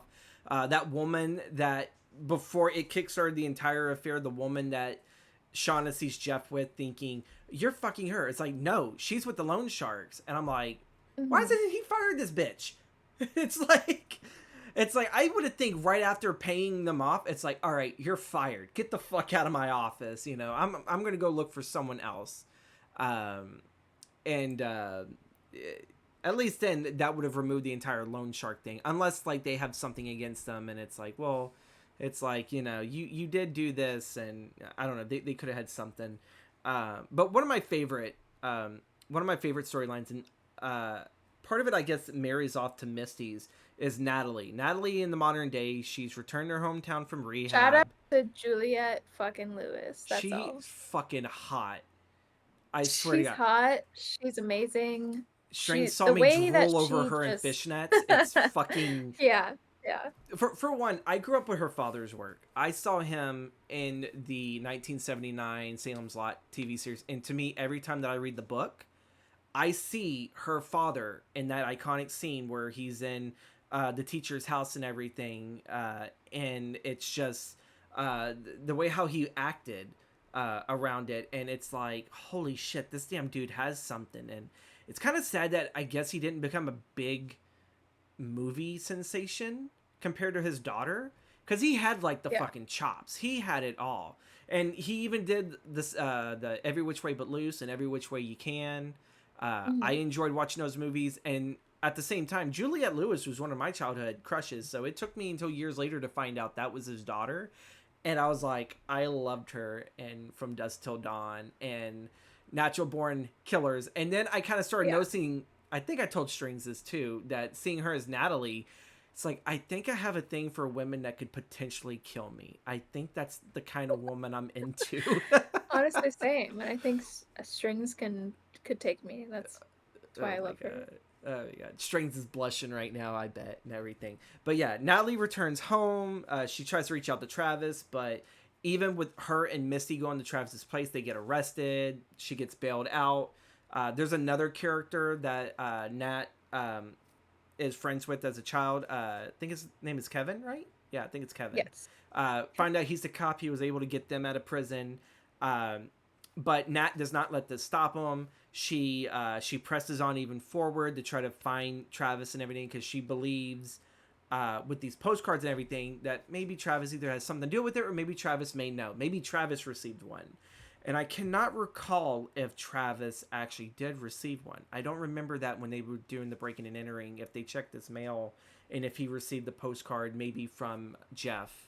Um, that I scene was super don't super think fast there because was. because Yeah. before I think they could find anything about adult Travis at that point, that was Yeah. when the cop came and then arrested them, took them away.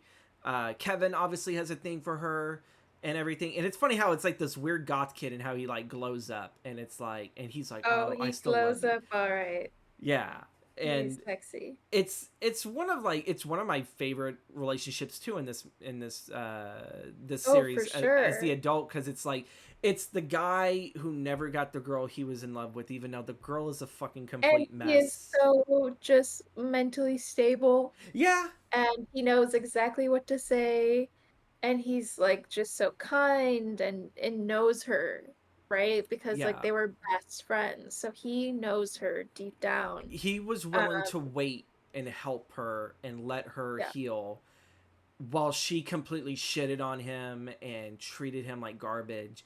And he was like, it's not Natalie talking, this is the trauma, this is everything else.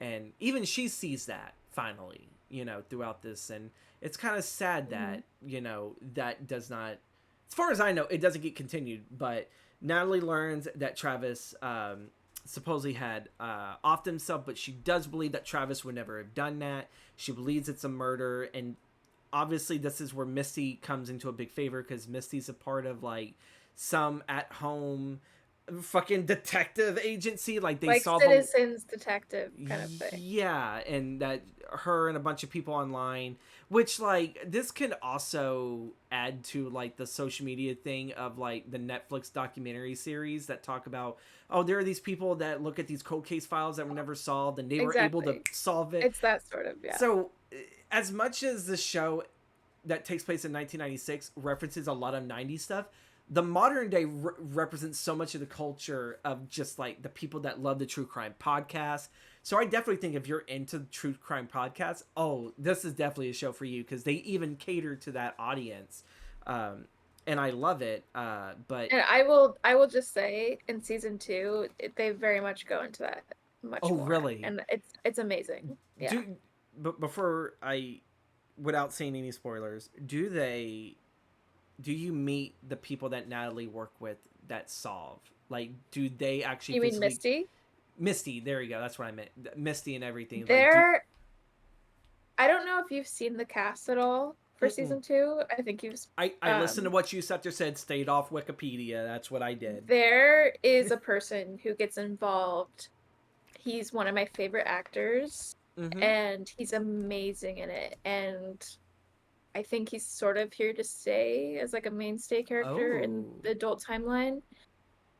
Yeah, he's like one of my favorite parts of season two, so there's so much I look want to forward to ask that. about that, but we're gonna Yeah. move on because I want to sit there and actually see it when I watch the second season and everything. Because Mhm. again, like after watching season one, I was like, we need to fucking record this episode as quick as possible so then I can watch episode two. Because I Yeah. figured if you have time tomorrow, we'll start season two and everything. I saw how quick you answered it. Yeah, yeah. It's like I definitely want to sit there and like see Gothic just lose his fucking shit and everything. Oh, for sure. There's But so much in season two. Yeah. yeah, Nat starts receiving the blackmailer texts and everything that now we know is from Jeff and everything. But we don't know that at that time and everything because all that gets revealed later. We're having to go back a little bit towards each time with each person's timeline. Mhm. Nat definitely believes that Travis would never sit there and do that. She rekindles her relationship with Kevin. Upon helping Shauna dispose of Alan's body, she finds no meaning left in life and attempts to take her own life to be with Travis. But she is kidnapped by a group of people, and apparently one of the missing phone calls reveals that Travis's bank account was drained because of Lottie. So now we sit there and we find out, because this is the big OMG twist moment at the very end of the season, is that, okay, now we know another character that will be coming back for season 2 that did survive the wreckage. It was Lottie.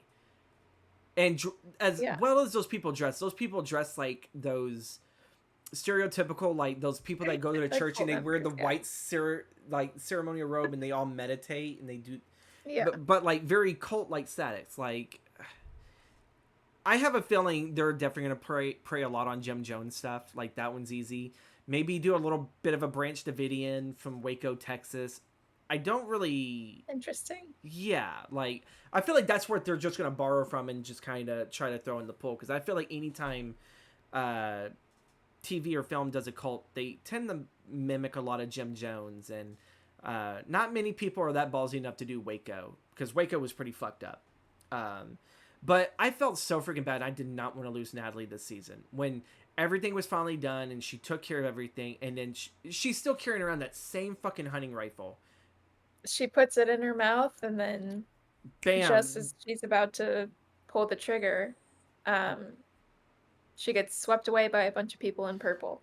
And what was funny enough was I thought the moment I heard a door bang open, I thought maybe Misty had another camera.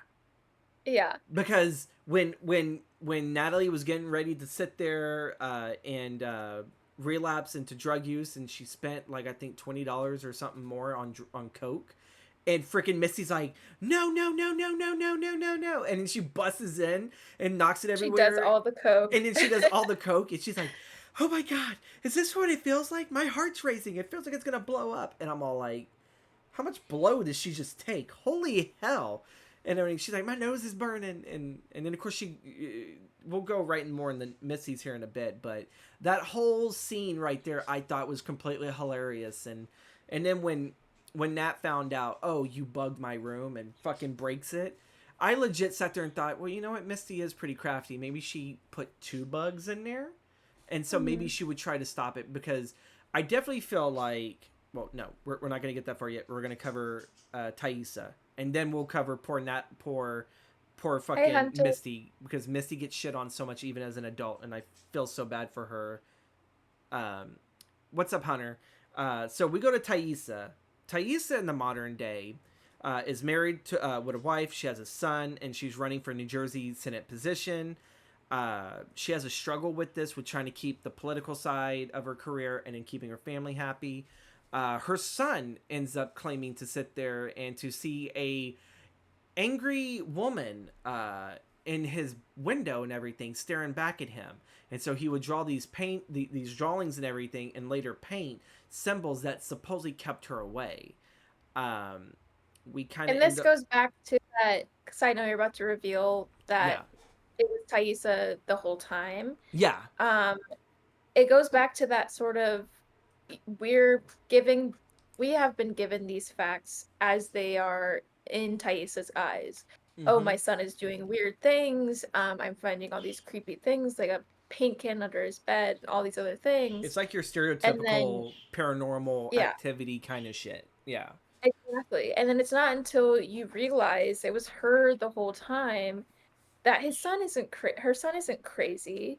She is. yeah, And the only reason he's been acting weird is because his mom is a psycho at night yeah. and stares at him through his bedroom window and all these things. And the thing is we don't even know with what Thaisa is going through if this was caused by the plane crash, or Yeah. again if this was a genetic disorder that her grandmother had and everything. Which, if anything, she could have had it, and I kind of think that the crash was the catalyst that what provoked this. That maybe she was doing some of the sleepwalking, maybe she was doing all of this, but it wasn't nearly as prominent and it wasn't nearly as scary compared to this wreck happened. She's under a lot of stress and everything, and it triggered and everything. And she kind of, I think Thaisa feels like she's the one person out of everyone from the wreck that she was able to overcome everything and kind of start new. She got her life back, but this season definitely shows no, she doesn't. Um, and I kind of think with some of the blackmailing and some of the stress of, again, I think it's a The stress. campaign. Yeah, the campaign and the stress. This reawakens something because obviously you would think the partner would discovered something like this, right?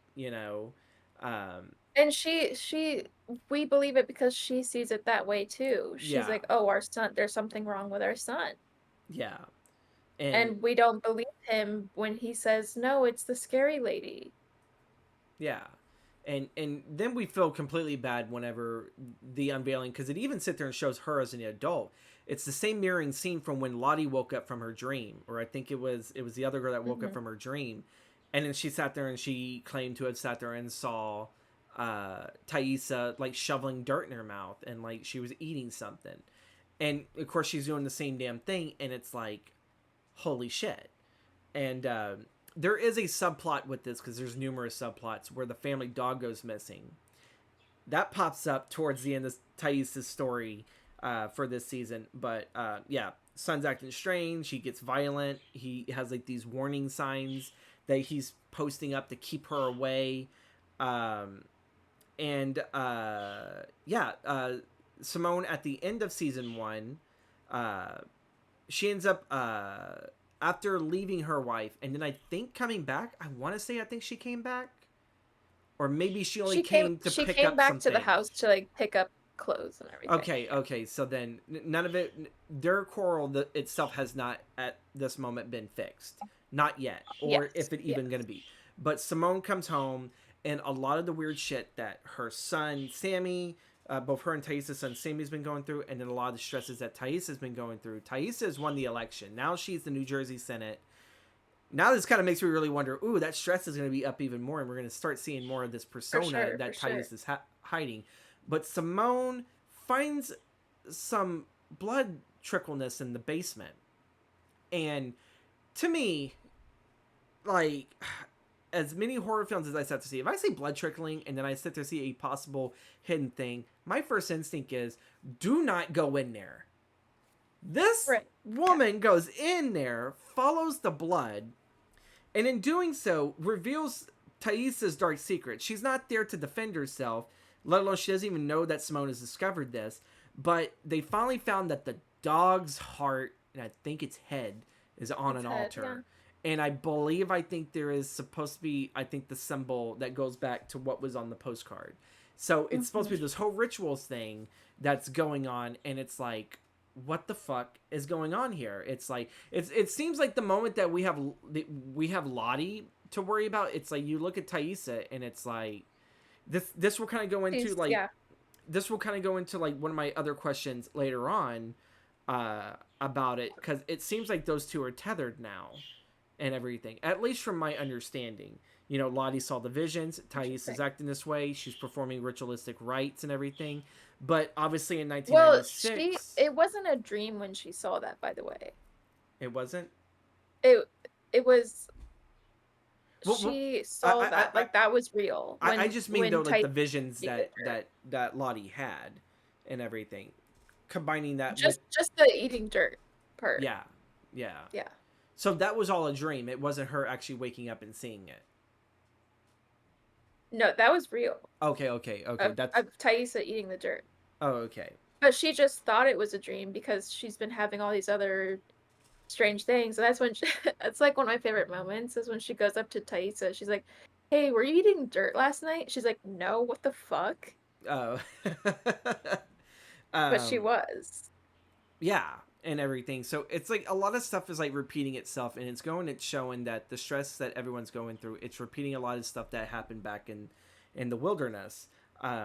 And finally, the cover before we have some other questions and we get to our wrap up here, because I'm actually surprised we went the full 2 hours, but also too, this series has so much to cover, So much, so and I feel much. like what we covered maybe 70% of it, Yeah. maybe about that much. So there's still a Mhm. whole 30% of the series, folks, you got to discover. Misty, wonderful Misty, played Love her. by Winona Ryder. Yeah, No. no, Christina Ricci. Christina Ricci. I have no clue why I got them so confused. But Christina Ricci, which I love Christina Ricci, she's in her I love villainous phase her. again.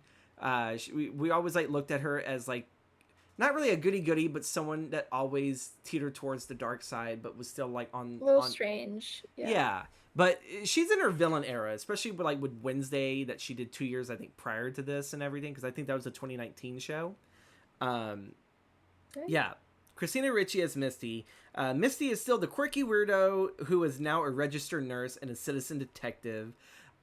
Again, I love her introduction as an adult, where she has she's dealing with an unruly patient who does not want to eat so she can take her medication.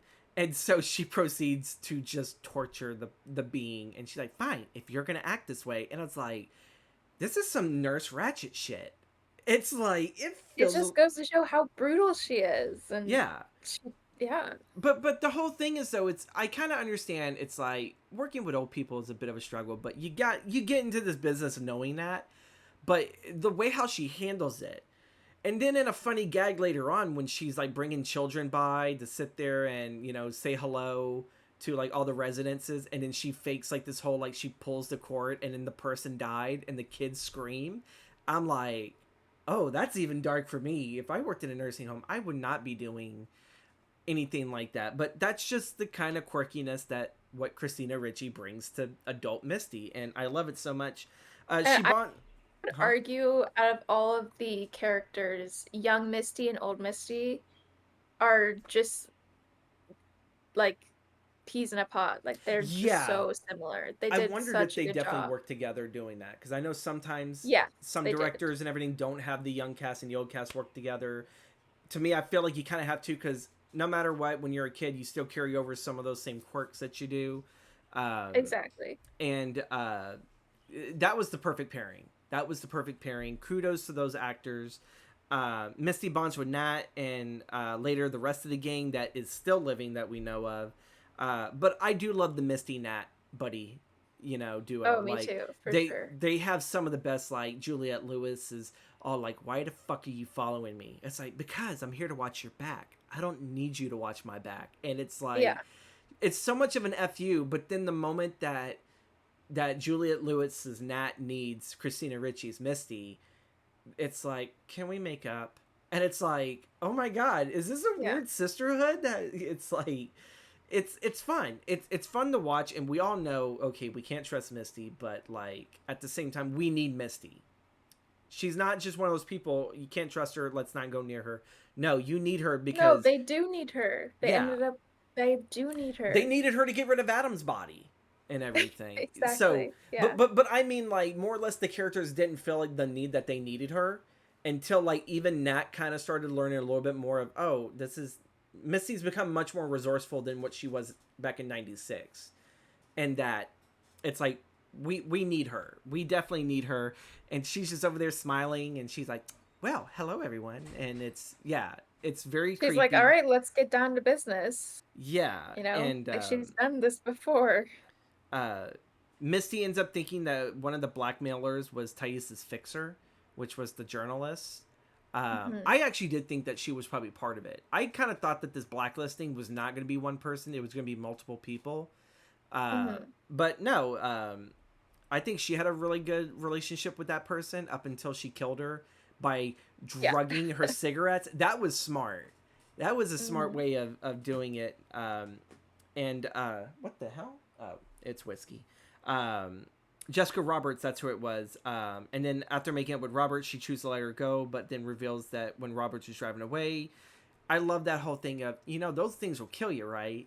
And it's all like, it's the Yeah. one vice I can't let go of. And as she's over here driving and lighting up, and it's like, oh shit, she really did mean it. She like, she There's gave her the so fair much warning. foreshadowing in this show, and then Yeah. some of it is just so, like, in your face like that, where it's just like, "Oh, I hope those don't kill you," where and It's then it more end than up just a does. saying. Yeah, Like she took that saying quite exactly. literally, and she's super resourceful, and it really makes me wonder where are we going to see Misty now, because I don't really think I think Misty's whole wrap up in this season was killing Jessica and everything. Like that was it and everything. She wasn't spying on anyone that we sat there and saw. Um, so it's like, what's going on, people? We're talking about Yellowjackets, Soul Eater. Um, but it's like, I don't know. I feel like Misty kind of gets almost like a little bit of a resolution, somewhat ish, along with Shauna. Even though we do I kind mean, of learn she finds which, her purpose again, where yeah, within these girls, where she feels so respected too now. Like, "Oh, they yeah, finally, like, apologized to me and they asked for my help." yeah, That's all and she wanted was just to feel included and to feel a part of it. she kind of she got that. She definitely got that, and especially when they all go to the homecoming prom, and they're like all together, and Yeah. I think what was it? I think they You ended mean up the getting reunion? shots. Yeah, the reunion. There you go. That's what it Yeah. was. The reunion, and I was wondering, that woman at the reunion, the one that's been like setting up everything, was that the girl that got her leg broken by Thaisa? Yeah. That's where I was wondering, because like the way how she would rub it in, especially when she was doing like the whole, Yeah, exactly. The way and she's like, like, "Oh, that could have been me." yeah, and I'm like, sounds familiar. That like, I was like, wow, this bitch really is holding a grudge against Thaisa for breaking her leg. I was like, if anything, that was a good omen of something. I was I like, I see it more as, like, she uses it as sort of, like, clout, like, "Oh, I was almost a part of, like, the yeah, Yellowjackets plane crash." but it's like, it's cringy. It's cringy. It's like, For sure, for sure. um, but that wraps up all of the modern day. This has been just all season one. We've covered just Mhm. really about like 70% of the story. There's still a whole 30% for you guys to go explore. I cannot wait for season two. We are going to ask a few questions like, is the supernatural real to you? Do you think that that is real in the series? Do you really do believe that there is something out there in that forest that those girls conjured up on that Ouija board night, and Lottie was used as a conduit because of whatever? I mean, me personally, when I first watched just season 1, I truly believed in it.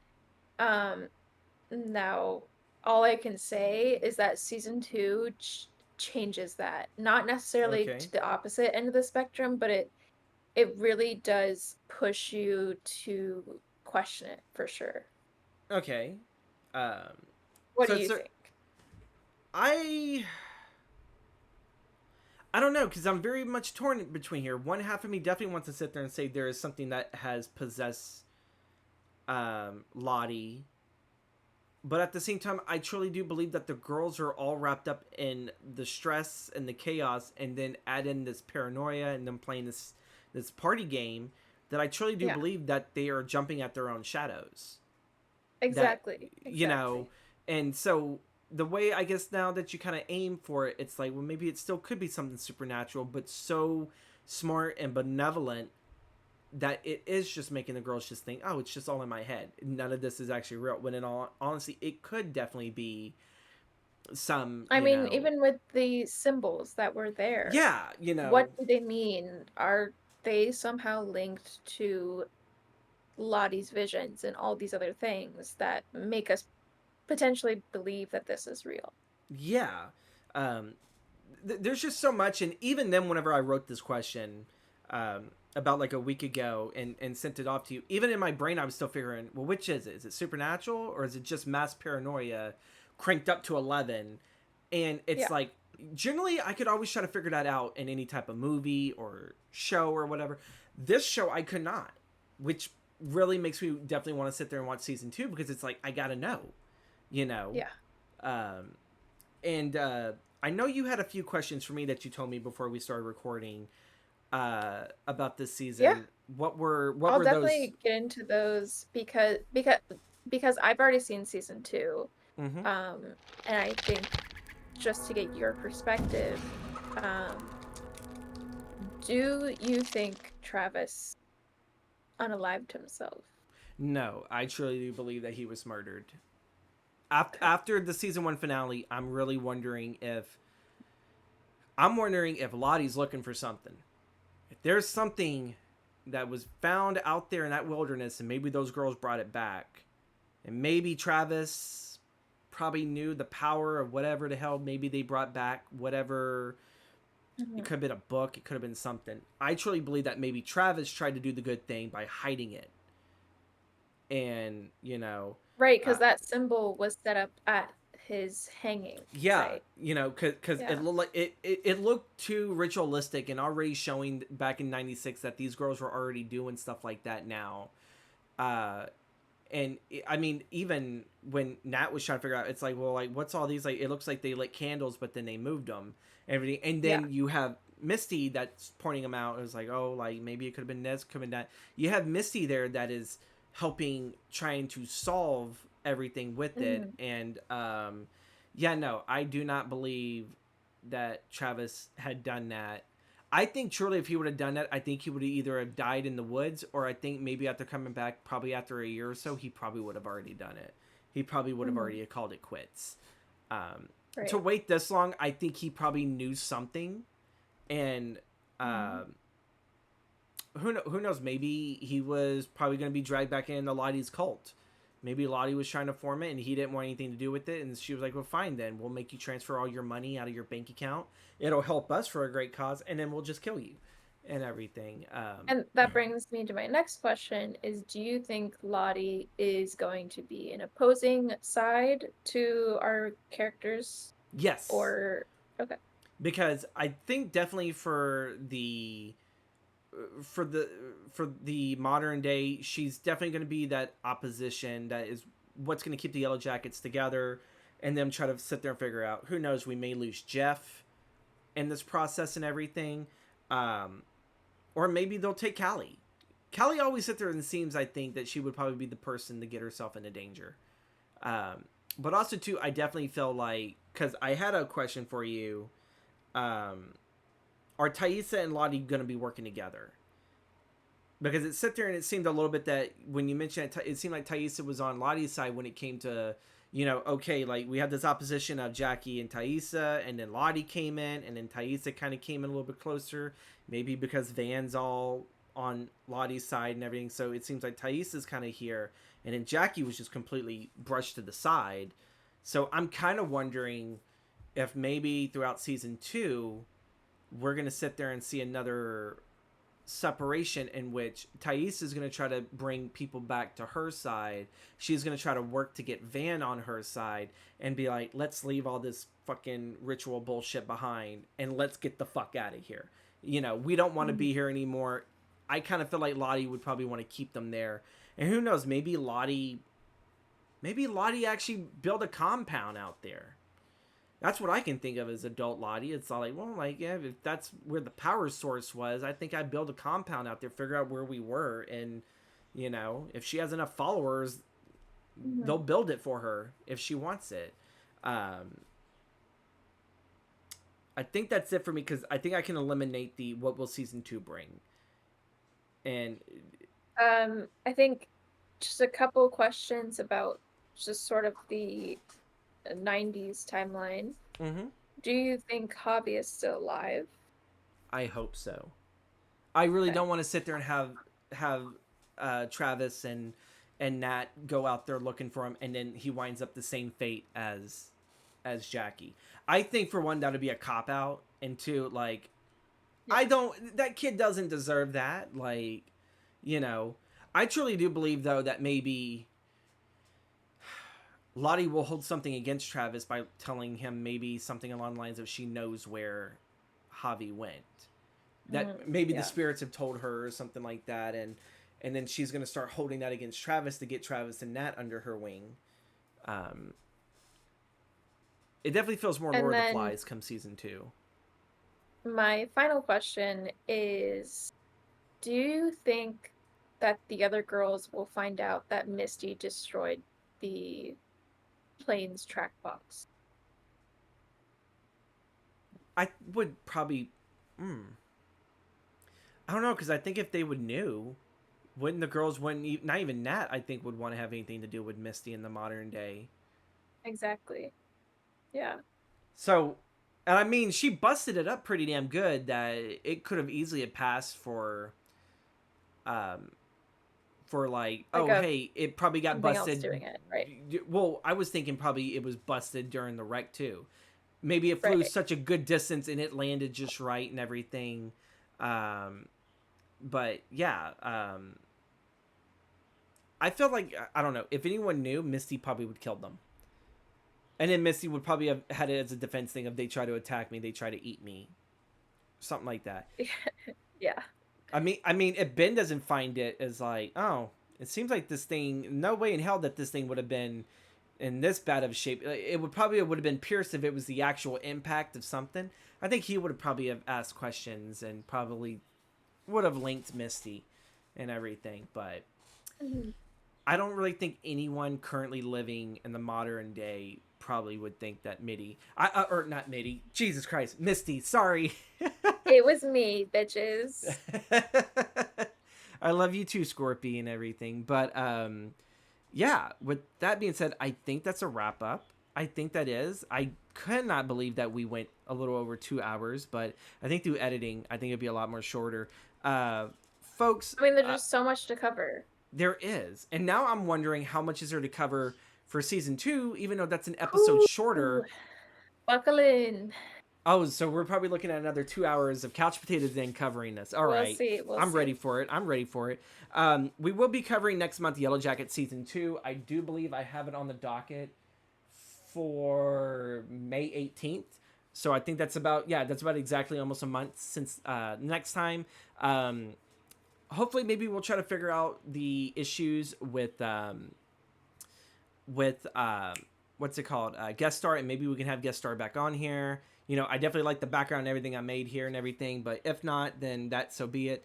Thank you, Middeclass, again, for being here. Of course. Thank you for introducing me to such a wonderful show. It's been a while since I've Of actually had a course. Yeah. show hook me like that, and um, thank you, sis. But yeah, with that, is E still live?